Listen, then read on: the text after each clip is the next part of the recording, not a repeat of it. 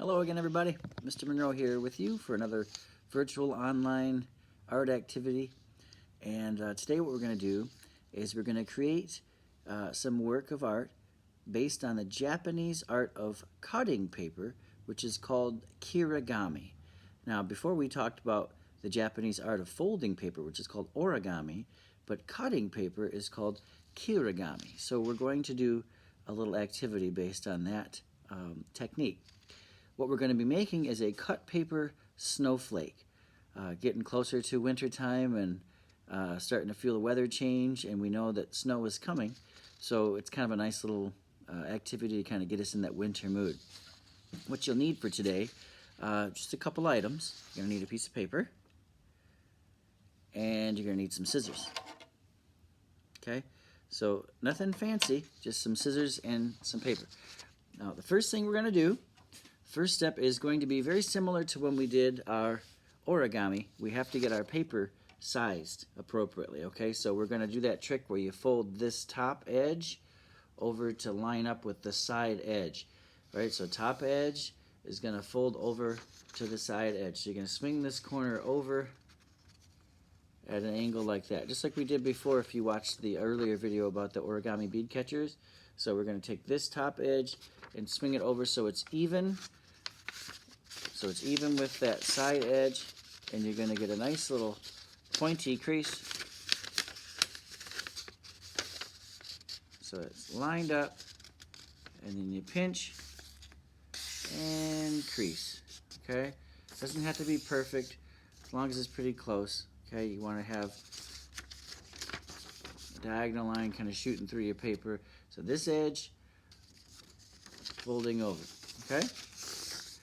And we don't need this bottom part right now. We might need it later if you choose to, but for right now, we're just going to cut right along this line here and remove that bottom edge, that bottom portion. Okay, so right here at the bottom, right where that edge is, we just cut across.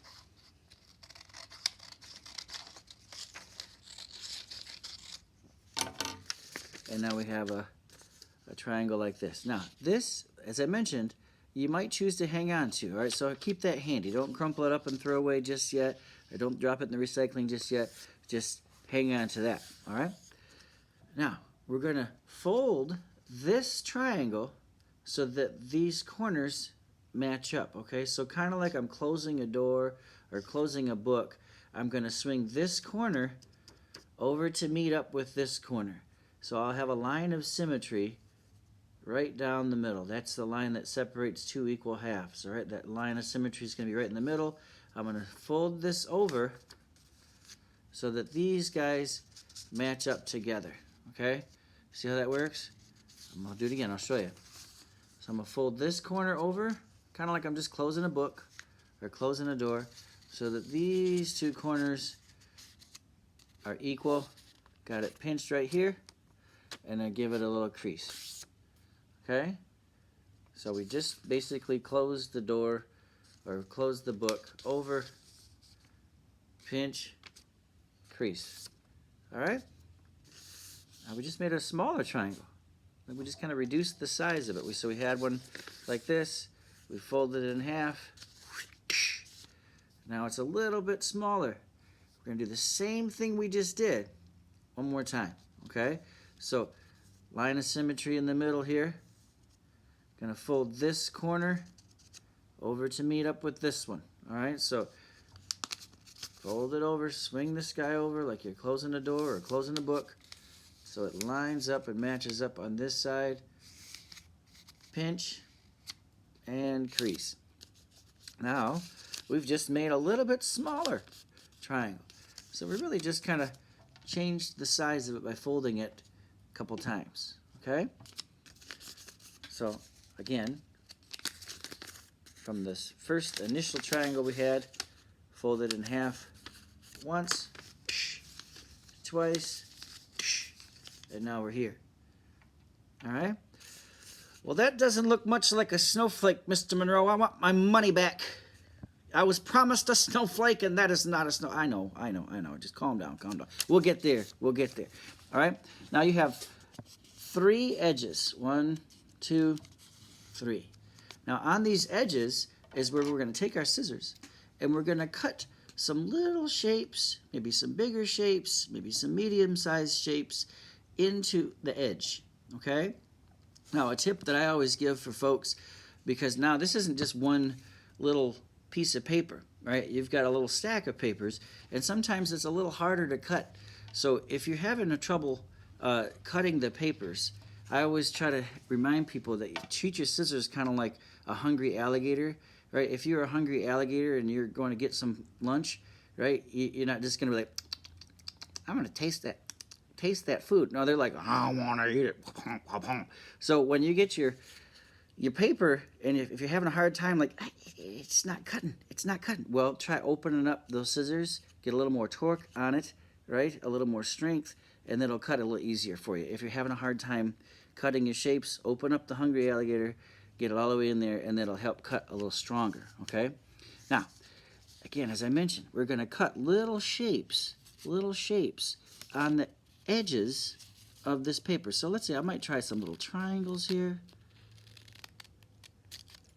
Got a little triangle. Maybe I can even do a little smaller. Maybe even a little smaller yet. All right, you can change the size. Maybe I'll do one that's a little bit bigger. You can change and do different sizes. You can even do different shapes. Maybe if I turn and work on this edge, maybe this edge I want to do some little half circles. Or you could even do like half of a heart shape. Maybe some are a little bit bigger. Some are a little bit smaller.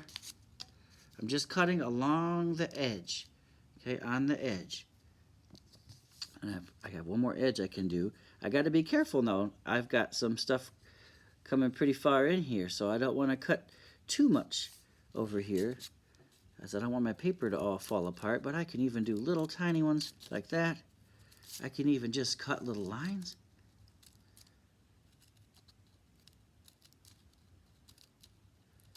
Maybe some little lines like that. I can cut a longer shape. You can do all kinds of different things. Look at that longer one. Right? And the coolest thing about this is you could do this a whole bunch of times. And now I know there's probably some of you out here who have done this before. And that's okay, because the coolest thing about snowflakes is what's also cool about people. You have billions of people in the world, and not one of them is exactly the same, right? That's the cool thing about snowflakes too. There's so many billions of snowflakes, and they're different, right? So if you look under a microscope at some snowflakes, you're going to see all kinds of different patterns and designs. Now, even if you were to do this again after you did this one, I bet your snowflake's going to look different than the first one you did. Try some different things, make them look different. So I've cut on 3 edges, and you can get fancier than I did. And you can cut even more. You can cut even lots of different shapes and things. But then when you open it up, you got to be careful sometimes opening it. Don't want to tear it. Ooh, halfway there. All right, you're going to have some really cool, interesting patterns and things happen. Now, there's different ways to do this. Obviously, there's lots of different ways to do this. This is just one way. But I encourage you to try to make your own and see what kind of cool pattern you come up with, and then make more. So if you want to, you could make a whole series of these. You could put some string or something and hang these up around your house if you have permission. You could put them on, if you celebrate Christmas, you could hang some of these on your tree with permission. You can make a whole bunch of these. You can even glue them to a background. You can color them, and you can add different pictures or designs to these, whatever you want to do, right? Now, you could also make different size ones. If you have bigger paper, do the same technique. Just on bigger paper, you have a giant snowflake and a medium-sized snowflake. And then, hey, wait a minute. Remember this paper? Remember this? Yeah, we can use this to make some smaller snowflakes as well. All right, watch what I do. I'm going to do that same little trick. Where we fold the top over to the side. Remember that? The very first step. Let's fold that top over to the side. And then give it a little crease. Right? Same first step as before. Same second step. We're going to cut that bottom part. The bottom part looks a little different on this guy. Cut that bottom part off. Look, I got my triangle. I'm going to fold it in half once. Same way. I'm going to do it one more time. I'm not going to do it another time, though, because it's going to get too small, right? But now I've got a tiny, itty bitty little triangle to make my little baby snowflake. All right? And then just cut little shapes on your edges, just how we did the same on the other one. Yep, yep. Gotta be careful not to cut too big. These little guys, all right? And then you open it up. Oh, a little hanger on there, okay. You open up and you're gonna have a little miniature snowflake. So you can do all kinds of different little sizes. You can have some medium size, some small ones. If you got bigger paper at home, you can use larger paper. You can experiment with different colors and stuff. I mean, snow is obviously usually white, but in art you can decorate things however you like. And I still have more. I can keep making smaller little ones as well.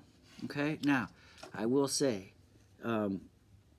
part of being a good artist is not just making art, but also being responsible and cleaning up after yourself. So don't get yourself or me in trouble at your house by having your area where you're working looking like it's actually just snowed, right?